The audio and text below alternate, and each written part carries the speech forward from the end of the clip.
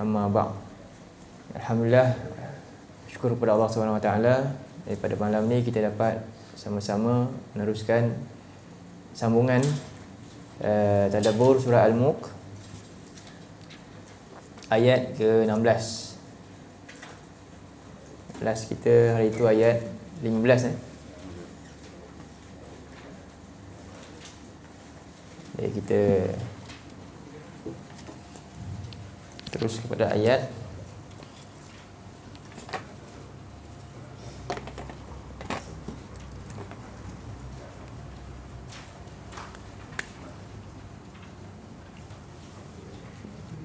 nampak Husain?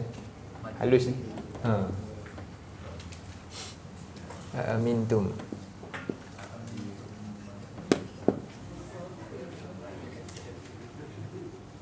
Nampak Ke tak payah tulis Tulis makna yang penting-penting je. Merah nampak? Merah ni nampak ke ni? Tebal. Warna besar. Okey. Amin.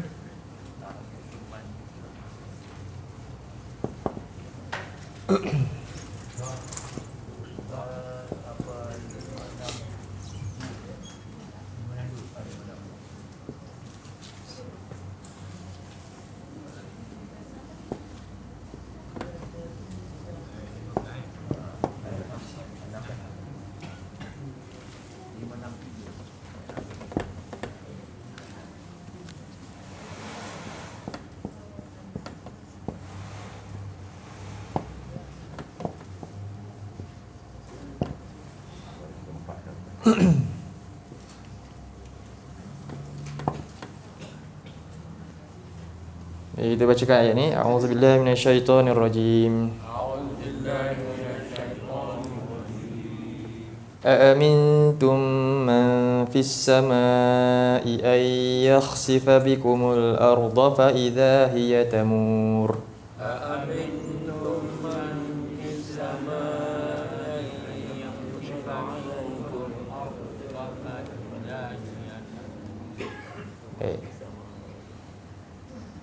Baik, jadi ni ayat yang Allah mula dengan A. Jadi A ni nama dia istifham. Istifham ni maksudnya kata untuk apa? Ambil faham. Ni disebut istifham. Jadi kalau bahasa Arab kita istifham ni apa benda? Jadi kita bahasa Melayu kita guna ni perkataan fahamim ni apa? Maknanya faham. Jadi maksudnya kata tanyalah. Bertujuan untuk pertama memberi kefahaman. Tanyaan tu tujuannya nak supaya memberikan kefahaman. Tapi dalam bahasa Arab bukan pertanyaan bukan macam tu. Bahasa kita pun sama. Jadi bertanya di sini bukannya untuk fahaman tapi dia untuk inkar. Nama dia inkari.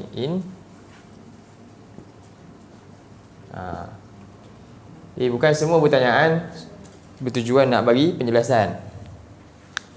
Tetapi ataupun nak minta penjelasan. Tetapi pertanyaan ini bertujuan nak mengingkari perbuatan seseorang. Jadi itu dalam Quran macam tu. Ada corak dalam perkataan Quran, pertanyaan apa dia? Ingat, berapa cara bertanya? Satu pertanyaan nak dapat apa dia? Penjelasan. Satu lagi pertanyaan nak mengingkari perbuatan. Contohnya kita tanya anak-anak dia, anak kita. Apa kita tanya? Dah solat ke belum? Kan? Ataupun kita tanya apa dia? Tak gerak-gerak lagi contohnya kita tanya benda tu kan. Banyaklah. Itu di rumah kita kadang-kadang dengan anak kita, kadang ibu ni dia tanya bukan nak anak dia bagi jawapan. Tapi sebab apa? Dia tengok dia ni ralik sangat. Jadi dia tanya sebab apa? Nak ingkari perbuatan dia supaya berhentilah dah lah tu. Pergi buat benda lain. Pergi ikut apa yang mak dah suruh buat tadi contohnya. Jadi begitulah dalam Quran juga. Pertanyaan yang ini dalam sudut untuk itu. Jadi Allah tanya amintum, apakah amintum? Sebab tu kat sini bila sebut ingkari maknanya apa? Ni ayat ni untuk siapa? Untuk orang-orang yang ingkar lah. Untuk orang-orang yang buat dosa, orang ahli maksiat yang berterusan dalam dosa, yang masih bergelumang dalam dosa dia tanpa pernah fikir akibat, tanpa takut dalam maksiat. Jadi sebab tu Allah tanya amintum, adakah kamu rasa apa ni amin? Aman. Adakah telah merasa aman oleh kamu? Man fis sama. Apa mana? Man ni rujuk kepada siapa ni? Pasal apa? Ya. Jadi man ni dirujuk pada ayat ni punya cerita. Ayat ni, surah ni cerita dia tentang siapa? Kerajaan siapa? Allah. Allah. Jadi fi ni bukan makna di. Fi dalam Quran ada makna apa? Ala makna dia. Ala. Bukan bertempat dekat langit tu. Faham Maha tinggi Allah. Kita kata subhana rabbiyal a'la, daripada segala makhluknya. Faham Jadi fis sama dia yang di atas, fauqas sama, langit tersebut, yang mana jadi ni rujuk pada Allah yang maha berkuasa untuk apa? Buat apa sahaja kepada maha tinggi, maha berkuasa untuk buat apa sahaja kepada hamba-hamba yang dia cipta, makhluk-makhluk dia. Seluruh makhluk yang berada apa? Di bawah perintah dia. Jadi apa yang Allah boleh buat ni? Ay yakhsifa, mana dia? Jadi yakhsifa ni, jadi untuk yakhsifa ni, yakhsifa ni maknanya rujuk pada Allah baliklah, iaitu untuk dia apa yakhsifa ni? Kalau kita segi makna, dia membenamkan, kan? Sebenarnya dia bukan dari sudut, kalau kita tengok perkataan khasau ni, dia rujuk juga kepada, kalau kita tengok, kita kalau batu gerhana, kita apa nama solat dia? Solat apa? Solat apa? Gerhana bulan? Khusuf. Kenapa kita solat? Nabi takut, kan? Bila Nabi tengok antaranya, itu satu kejadian yang luar biasa. Satu Nabi ni cukup bimbang hari kiamat, Nabi takut. Sebab itulah sunnah dia apa? Kita solat khusuf ni dalam keadaan takut. Lepas tu Nabi doa panjang dalam solat tu. Antaranya nama dia solat khusuf ni, solat gerhana bulan. Kenapa? Bulan terbenam. Tiba-tiba bulan hilang, ataupun matahari kan tiba-tiba gelap. Gerhana lah, matahari ataupun bulan. Tiba-tiba terbenam ya bulan dan matahari dalam pada waktu sepatutnya bukan dia terbenam. Waktu dia tengah bulat, tapi dia tiba-tiba lenyap. Itu maksudnya Allah boleh benamkan manusia tiba-tiba. Faham? Itu ayat dia. Iaitu manusia ni ditutup oleh siapa? Oleh apa? Tanah di bumi ni. Macam mana bulan tadi dihalang oleh sesuatu kan, lalu gelap, cahaya dia hilang. Dan matahari juga demikianlah ni. Sebab itu contoh kalau kita tengok dalam surah Al-Qiyamah, bukan surah Al-Qiyamah. Al-Qiyamah ayat yang ke 9.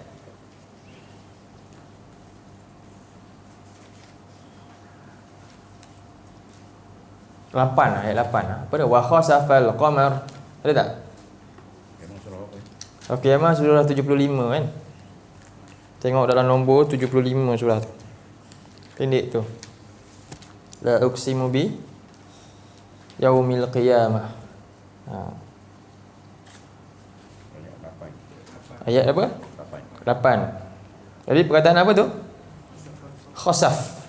Ini perkataan sama. Khasafal qamar, itu apa dia kata? Terjemahan dia biasanya dia disebut cahaya bulan hilang. Sebab apa? Alhamdulillah lah kalau cahaya bulan hilang sebab gerhana. Tapi satu masa ni cahaya bulan hilang ni apa? Sebab bulan dah hancur. Ini lagi dahsyat. Ini nama dia kiamat. Bukan gerhana sekarang ni. Nabi bimbang bila tengok gerhana, ni maknanya bulan ni hilang sebab gerhana ke sebab apa ni? Sebab tu kita bagi orang beriman macam tu juga sikap kita. Jadi adakah manusia ni patut rasa aman yang mana Allah boleh benamkan dia, hilangkan dia tiba-tiba? Bikum, akan kamu apa dia? Dia boleh benamkan kamu. Macam mana makhluk yang lebih besar daripada kamu, apa dia? Yang Allah boleh benamkan tiba-tiba? Bulan, matahari. Kan? Matahari cahaya kuat. Siang hari, siapa pun tak boleh halang. Siapa boleh halang cahaya matahari? Siapa boleh? Kita buat satu payung yang besar supaya matahari hari ini tak dapat sinari bumi. Boleh tak? Siapa boleh buat? Siapa pun tak boleh. Tapi Allah boleh buat tak? Berapa saat matahari tu? Gerhana matahari tu? Kan? Sekelip mata je dalam masa siang matahari cerah tu, dia cerangi seluruh bumi. Allah boleh benamkan cahaya sekejap je. Kita yang kecil ni bawah yang perlu cahaya matahari, macam mana Allah boleh buat? Faham tak? Tu ayat ni kita baca.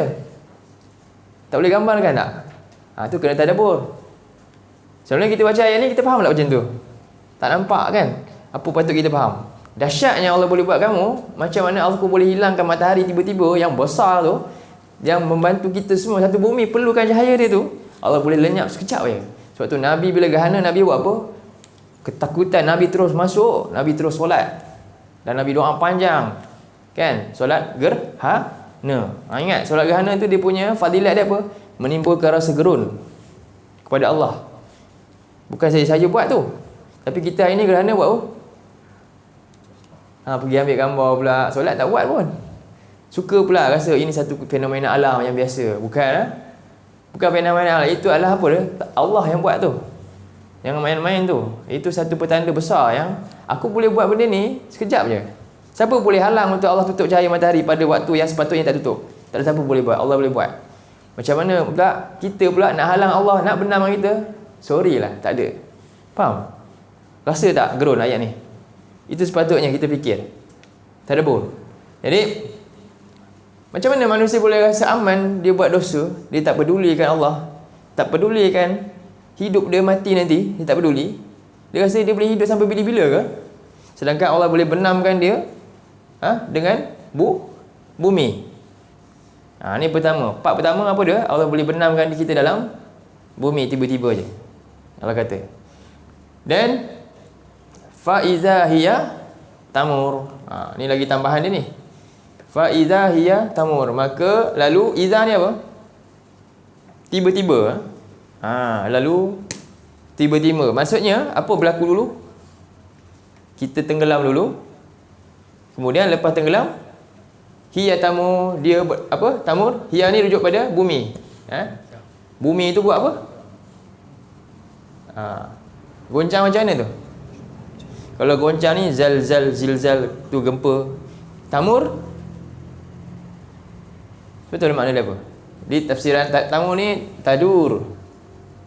Taduru. Apa tadur? Jadi maksudnya bila kita dah masukkan barang kan, contohnya kita ambil dalam bekas kan, kita tenggelamkan guli ke apa kan, lepas tu kita nak bagi dia tenggelam, kita buat apa? Goncang, faham? Goncang sampai betul-betul tenggelam masuk dalam. Inilah ayat dia.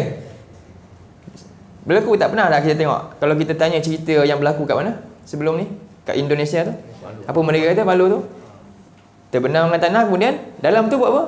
Macam blender, dia tenggelamkan lagi, habis. Tu yang tak jumpa langsung apa tu. Bangunan-bangunan pun lupa sikit sebahagian je kan. Cari, kalau nak cari, nak korek sampai dalam mana pun tak jumpa dah. Sebab apa? Di dalam tu bertadur. Dia macam blend. Dia sedut lagi dalam. Ni ayat dia. Allah nak bagi kita takut. Patut tak kita rasa aman daripada Allah yang maha hebat macam ni? Patut tak? Lepas tu kita pun aman tu macam mana rasa aman? Aman macam mana? Saya tak rasa aman, saya beribadah. Tapi dia tengok orang kat luar tak solat, tak apa, dia relax juga. Itu adakah orang aman beribadah? Tu salah lah tu. Kita rasa kat sini je aman ni. Tengok luar maksiat, kita tegur tak? Anak kita buang masa lagi tengok TV, tengok apa, Quran tak nak baca, kita rasa aman. Itu maksud dia.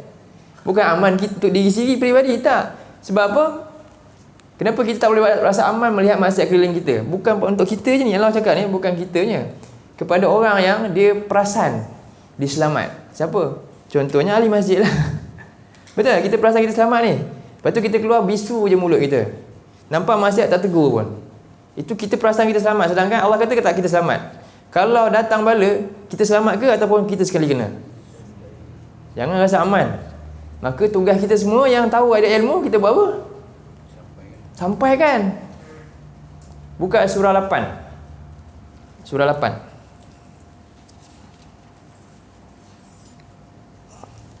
Ayat yang ke 20 berapa? Al-Anfal, surah Al-Anfal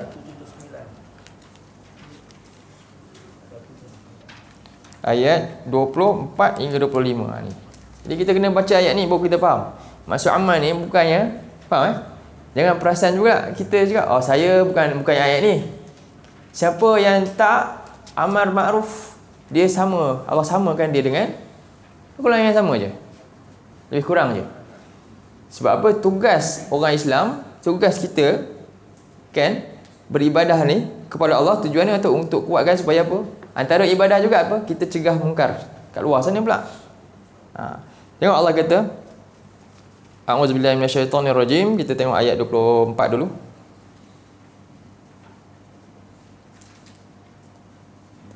Nak baca? Kita baca Boleh baca A'udzubillahi minasyaitonirrajim.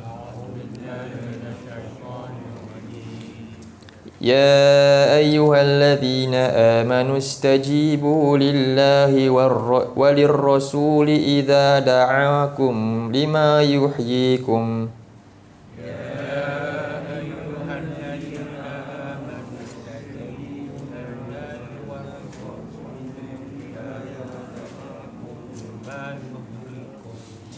Wa'lamu anna Allah yahulu bainal mar'i wa qalbihi.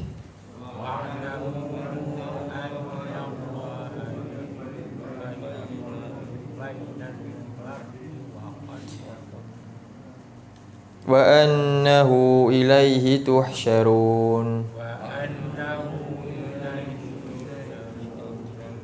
Jadi tengok ayat ni, Allah kata, wahai orang-orang yang beriman, istajibu lillah.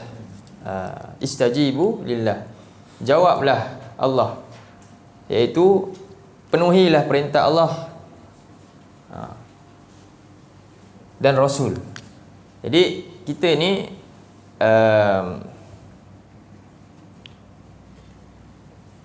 umat Nabi ni,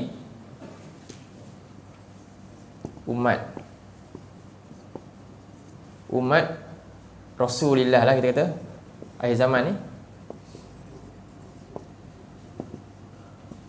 umat Rasulillah, umat Rasulullah. Apa yang dimaksud umat Rasulullah ni? Jadi umat Rasulullah ni sejak diutus Nabi, bila Nabi Muhammad diutuskan je, bila 1400 yang lalu, tahun yang lalu Nabi diutuskan je, maka yang selepas tu semuanya jadi umat siapa? Umat Nabi.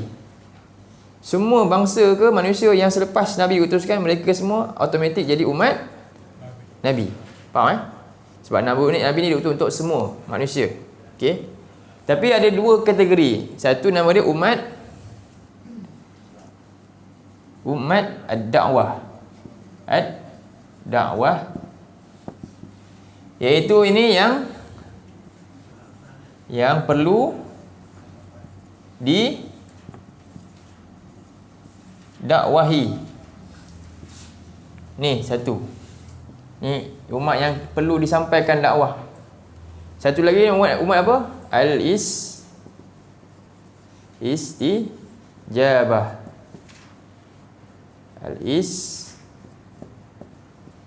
Istijabah. Ini adalah siapa? Ini umat yang menerima ataupun beriman dakwah, yang beriman dengan dakwah Nabi. Siapa? Orang Islam lah, kita lah. Ini yang kedua. Ni dua kategori umat Rasulullah ni, yang mana sentiasa inilah dia. Jadi tugas al-istijabah ni apa maksudnya? Tadi Allah kata, ya ayyuhallazina amanu istajibu lillahi walir rasul. Kan? Iza da'akum lima yuhyikum. Wahai manusia, orang beriman. Yang mana? Yang ni. Yang kamu kata kamu beriman kepada orang Rasul ni, Nabi kata apa? Sedangkan dia dah kata, ya ayyuhallazina amanu, dah ada beriman dah. Kenapa Allah kata istajibu? Penuhilah. Yelah, saya dah beriman lah ni. Tapi Allah kata lagi, penuhilah. Seolah macam tak beriman lagi ke? Faham? Maksudnya apa? Itulah kita, manusia. Jadi, kita nak penuhi perintah Allah dan Rasul ni, dia tak akan pernah tamat. Selagi kita hidup, kan? Itulah kerja kita. Penuhi segala perintah Allah ni, istiqamah sampailah mati. Kalau tidak, kita bimbang apa dia, kita tak buat. Jadi apa dia maksud dia? Ketika mana Nabi Allah Rasul ni ajak kepada perkara yang menghidupkan itu bahagiakan di kehidupan kita aman di dunia dan akhirat. Dengan cara apa? Dakwah kepada yang ni. Kerja kita cegah makruf. Sebab tu dalam ayat yang lain, ni surah apa? 8:24. Kita akan baca sampai 25 nanti. Sebelum masuk 25, kita baca surah 3 ayat 110. Kita nak faham ni, apa maksud kita nak penuhi seruan Allah dan Rasul. Apa maksud dia?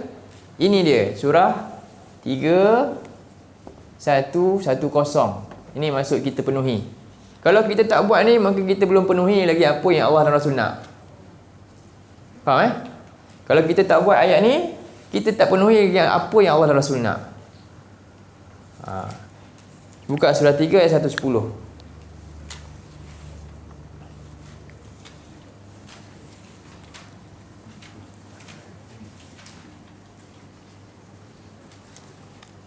Nampak Allah kata, boleh tengok ayat tu je, takut masa singkat ni. Kuntum khaira ummatin ukhrijat lin nas. Kamu umat terbaik yang dilahirkan, dikeluarkan siapa? Untuk siapa? Untuk manusia. Kenapa kita terbaik? Sebab kita bawa ilmu, kita bawa syariat, kita bawa agama daripada siapa? Manusia terbaik, Rasulullah. Kan? Maka Allah kata kamu umat terbaik. Setiap bangsa yang dapat Nabi dahulunya memang mereka tu boleh jadi umat terbaik kalau mereka ikut Nabi dia. Contoh macam Yahudi, Allah kata inni faddaltukum alal alamin. Allah kata mereka dululah, bukan sampai sekarang. Dulu mereka satu masa, sebab apa? Mereka ada Nabi Musa. Kalau mereka betul-betul buat, mereka boleh jadi terbaik. Tapi Allah dah salin orang lain lah, kamu tak nak, sudah. Lalu sekarang ni usaha kita umat akhir zaman ni yang beriman kepada siapa? Nabi akhir zaman, Nabi SAW, manusia terbaik. Maka Allah kata sekarang ni nak bagi kita semangat ni, kuntum khaira ummah. Kamulah sekarang ni golongan terbaik. Kita nak jadi tak? Mestilah nak. Hanya yang terbaik dapat masuk, dapat duduk tempat terbaik kat mana? Syurga. Kan? Mesti kita nak. Tapi apa syarat dia? Tengok Allah kata. Kenapa jadi terbaik ni? Apa Allah kata? Ta'muruna bil ma'ruf. Sebab kamu ajak manusia untuk beriman kepada Allah, perkara ma'ruf. Mentauhidkan Allah. Ajak manusia untuk dekat dengan Allah, ikut sunnah Rasulullah. Cintakan akhirat. Kemudian watanha anil munkar. Watanhauna anil munkar, dan kamu juga dua benda dia buat. Ajak kebaikan dan cegah kemungkaran. Bukan membisu saja, tidak.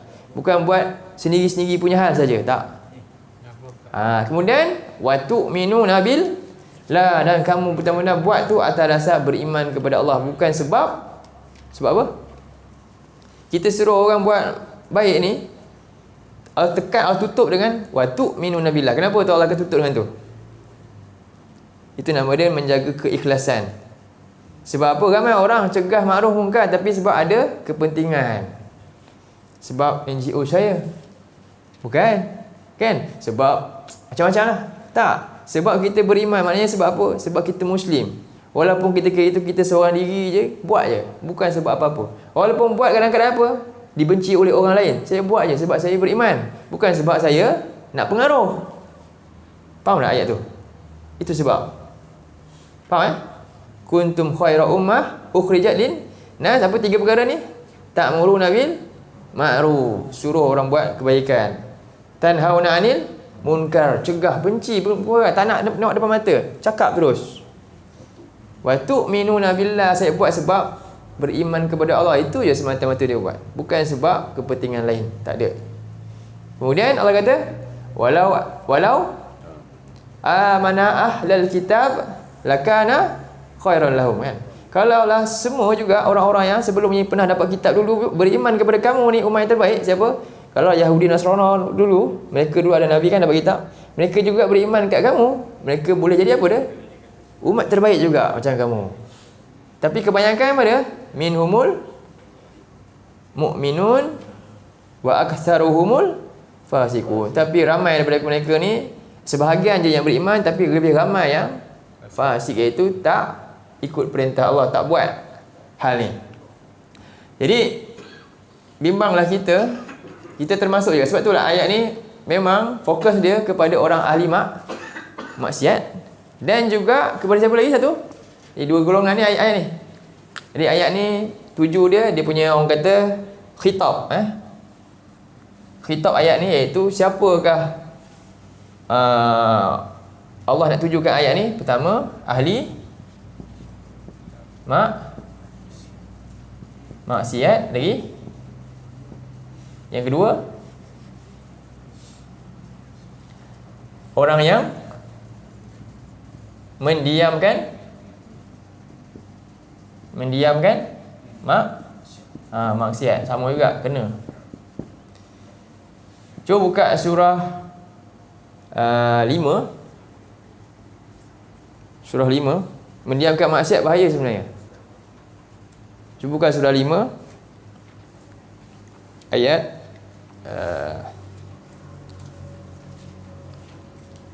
Allah kata la'anallah. Mula dia macam tu. 50 lebih rasanya, 55. Bukan.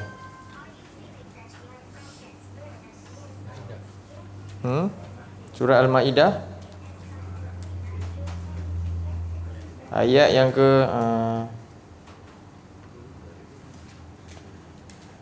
sekejap.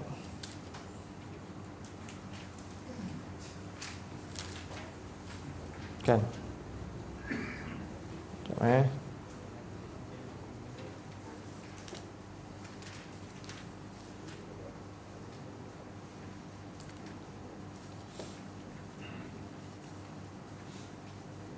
Kanu la yatanahun. Ayat 79 atas lagi. Kita baca daripada ayat 78. 5, 78, 79. Ni kita nak belajar. Ni tadi memang ahli maksiat memanglah akan dapat akibat. Tapi jangan sangka orang yang tak buat maksiat tapi dia diam je juga, dia tak dapat akibat. Sedangkan Allah samakan 2 golongan ni, tak ada beza. Tak ada beza. Surah apa? 5, 78 hingga 79. Kita tengok ayat tu, saya bacakan ayat 78. Jadi Allah kata apa? Lu'inal ladzina kafaru min bani Israel. Telah dilaknat orang-orang yang ingkar daripada kalangan Bani Israel ala lisani Dawud wa Isa bin Maryam, di atas lisan Nabi mereka sendiri, iaitu Nabi Daud dan Nabi Isa.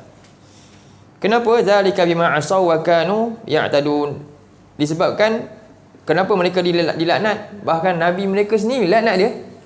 Bayangkan kita sama tak dengan kalau dalam satu office kan, kawan kita caci kita, kita ni malah kawan kita tegur kita, dia sama dia, kau siapa nak tegur aku? Betul? Ini bukan kawan kita, bos kita laknat kita. Macam mana kakak? Mana lagi besar? Kan? Mana yang teruk tu? Sekarang ni siapa? Ni Allah kata Allah laknat orang-orang ni. Siapa yang laknat dia? Pemimpin mereka sendiri, Nabi dia sendirilah laknat mereka ni. Bukan orang lain pun. Nabi dia sendiri bahkan. Faham tak? Bapak kita sendiri laknat kita. Ayah sampai ada laknat anak dia sendiri, mana anak tu baik ke buruk? Buruk benar. Faham tak ni? Itu kita faedah dia kat situ. Jadi sebab tu Allah kata ala lisani Daud. Allah tambah dengan siapa yang laknat, bukan orang sama dia, bukan orang lain. Bahkan Nabi dia sendiri pun. Sebab apa? Mereka ni Allah kata disebabkan kemaksiat, asal mereka dihakakan Allah. Dan mereka berlebih-lebihan melampaui batas. Apa maksud mereka bermaksiat ni? Allah terangkan ayat selepas tu. Iaitu bukan mereka buat maksiat. Mereka tak buat maksiat. Kanu la yatanahawna 'anil munkar fa'alu. Mereka tidak mencegah, tidak saling yatanahaw, maknanya apa? Saling mencegah kemungkaran yang sesama mereka buat. Itu sebab dapat laknat. Nampak tak? Bahaya ke tak bahaya ayat ni bila kita sekarang? Ni kisah siapa? Ahli kitab dulu. Tujuan orang tua-tua, atuk kita kan, cerita kat cucu dia, cerita kisah orang dulu, tujuan ni sebab apa? Syok dengar ke supaya dapat pelajaran? Jangan ikut macam si fulan tu. Begitulah Allah cerita dalam Quran. Ni umat dulu dapat kitab, ada Nabi juga. Kita dapat kitab, ada Nabi tak? Ada. Mereka buat macam tu, ada kitab, ada Nabi. Tapi masing-masing jaga diri sendiri je. Faham? Tak, tujuan dikeluarkan kita untuk apa? Ukhrijat linnas tadi apa? Untuk cegah makruf dari amar ma'ruf nahi munkar. Faham? Sebab tu kita tak boleh selesa dengan apa yang kita buat kat sini je. Kita kena keluar ni. Kena beritahu, kena ajak lagi. Faham? Itulah maksud dia ayat ni. Sebab tu jangan golongan ni rasa aman je. Baik. Jadi Allah kata labi sama kanu yaf'alun. Ini amat buruk apa yang mereka buat. Tengok tak rasa apa-apa pun. Katakan kita ni semua nak pilih hadis. Nanti orang kata tak apa ustaz, kan ada hadis. Apa hadis dia? Famous hadis ni. Kan? Apa dia? Man ra'a minkum munkaran. Siapa dari kamu yang melihat kemungkaran, falyughayyirhu biyadihi, maka hendaklah dia cegah dengan kuasa yang dia ada. Fa in lam yastati fa bi lisani. Kalau tak mampu, tak ada kuasa dengan apa? Lisan dia. Apa lisan? Hari ni lisan bukan tangan je, lisan dengan tangan kita ni. Jari kita pun boleh kan? Kemudian fa in lam yastati fa bi qalbi. Jika dia tak mampu dengan hati. Maksudnya yang ni yang salah faham tu. Macam mana dengan hati? Dengan hati macam mana?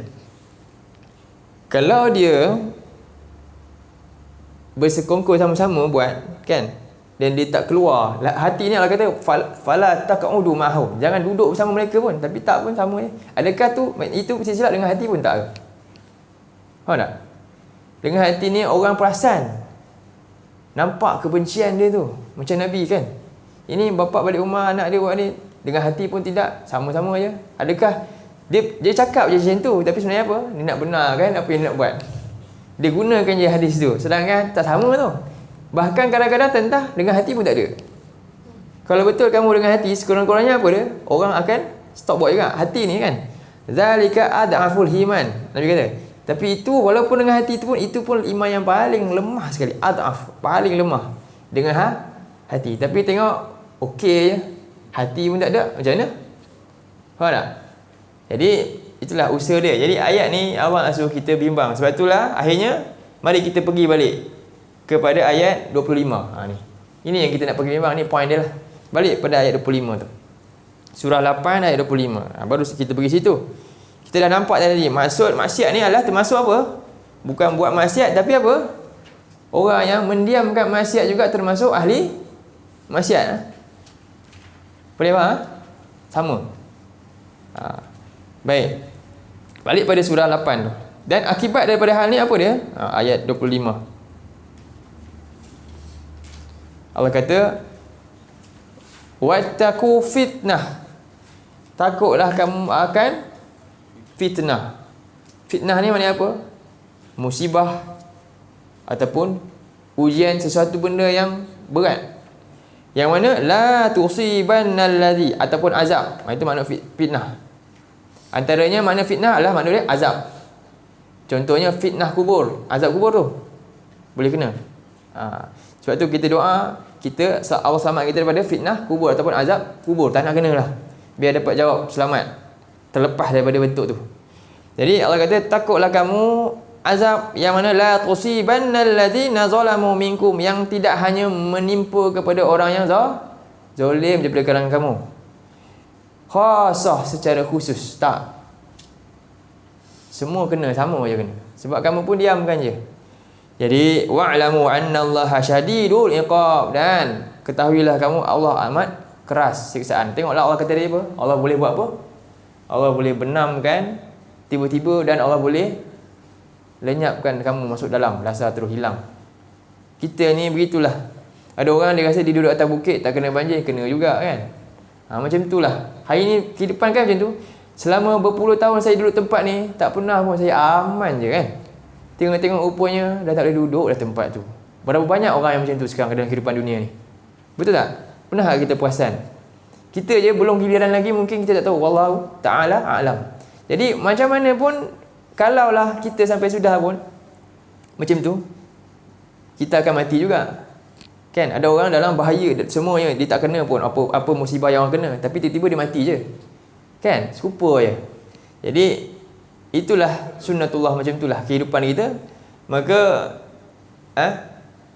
janganlah pernah rasa aman daripada hal ni. Dalam ayat lain contohnya, kita buka surah sikit 7. Ni menarik ayat ni, 3 ayat ni pun yang sama juga. Ayat 90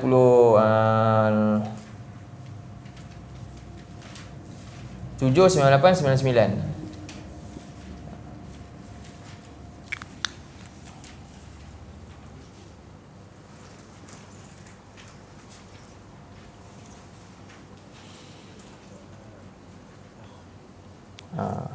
Tengok ayat tu, Allah kata apa? Afam amina ahlul qura ayyatiyahum ba'suna bayatan wa hum naimun.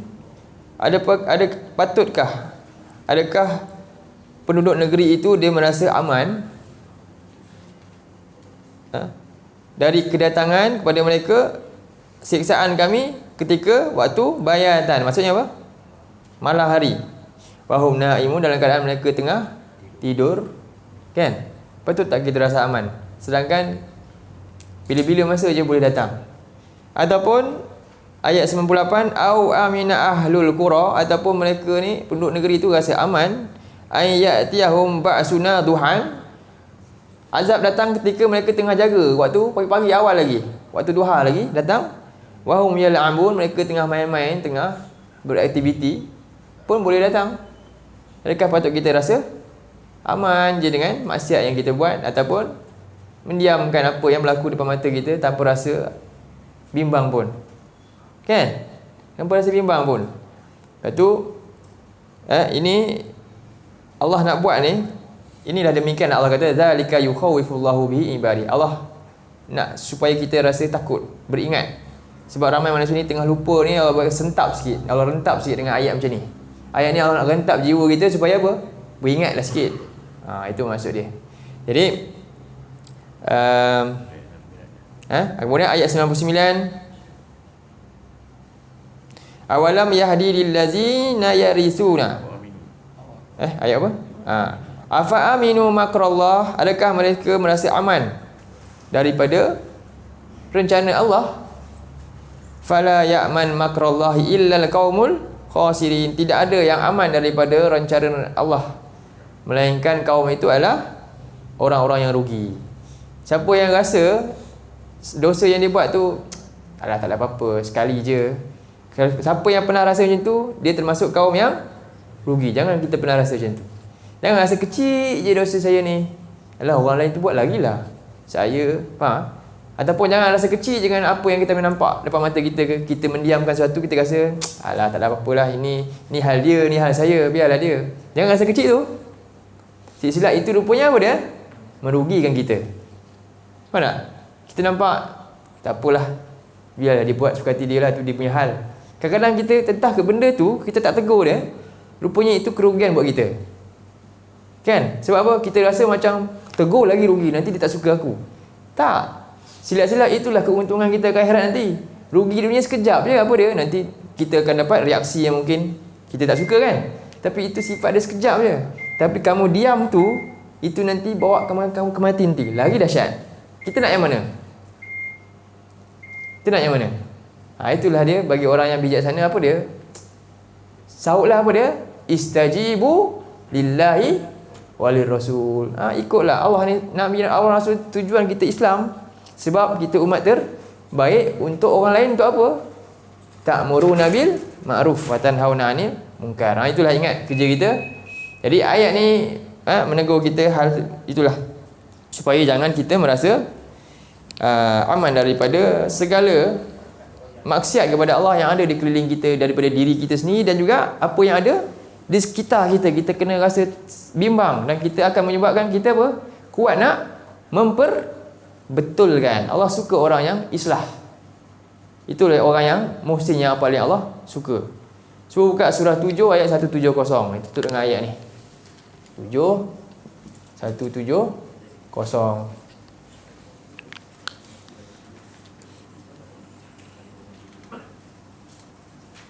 Jadi umat islah, umat yang sentiasa nak memperbaiki keadaan. Dia sifat dia apa? Aktif, dia tak duduk je, diam je. Buat sendiri-sendiri je tak. Baik. Surah 7 170. Pertama mestilah dia dengan diri dia sendiri, dia mantapkan ilmu yang ada dengan diri dia supaya apa? Sebab kita ni duduk dengan hujah kan. Tengok Allah kata apa? Ini dulu. Walladzina yumassikuna bil kitab. Orang-orang yang berpegang teguh dengan kitab Allah, Quran. Jadi kita usaha kita sekarang apa dia? Mantapkan dengan ilmu agama kita. Sebab kalau kita cakap kosong, orang tak heran. Tapi kalau kita ada hujah, itu yang terbaik kita nak. Berpegang teguh dengan kitab, kemudian wa aqamus solah, tegakkan solat. Ini dia punya pokok utama dia. Dirikan solat. Inilah umat islah. Allah kata, inna la nudi'u ajral muslihin. Sesungguhnya kami tak akan sia-siakan orang-orang yang muslih, sentiasa nak memperbaiki keadaan. Apa cara nak perbaiki keadaan? Ajak kepada Quran, tegakkan solat. Itu dua kunci utama. Ajak kepada Quran, mantapkan solat. Sebab apa nak mantap solat? Kat mana kunci utama solat ni? Mantap ni dengan Quran. Dengan kefahaman agama, solat akan berkualiti. Faham baca apa yang kita ikrar dalam solat, itu semua benda-benda penting. Kan? Baik, itulah. Jadi faedah yang kita dapat hari ini, jangan pernah rasa aman daripada apa? Maksiat diri kita sendiri dan juga di keliling kita. Jadilah umat yang sentiasa apa? Islah, berusaha memperbaiki sedaya upaya kita. Berani kerana benar. Qulil haq walau kana murran. Cakaplah benda betul walaupun pahit untuk kita telan akibat dia tu. Kat dunia je sekejap je. InsyaAllah qul qouli hadza wa astaghfirullah lazim li wa lakum. Yang umat Rasulullah tu yang berdua tu. Istijabah. Yang menerima ajaran Nabi Allah Rasul. Tugas umat ni lah untuk apa? Berdakwah kepada umat semua. Ni termasuklah apa? Orang-orang kafir, orang-orang jahil, kita kena buat.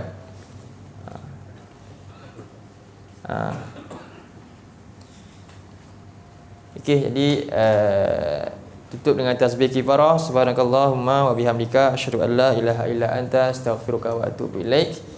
Jadi kita doakan orang yang beri kita makan, Allahumma at'im man at'amana. Boleh ikut saya. Allahumma at'im man at'amana wa asqi man asqana. Allahumma barik lahum fima razaqtahum waghfir lahum warhamhum. Sallallahu ala nabiyina Muhammad wa ala alihi wa sahbihi wasallam. Alhamdulillahirabbil alamin. Assalamualaikum warahmatullahi wabarakatuh.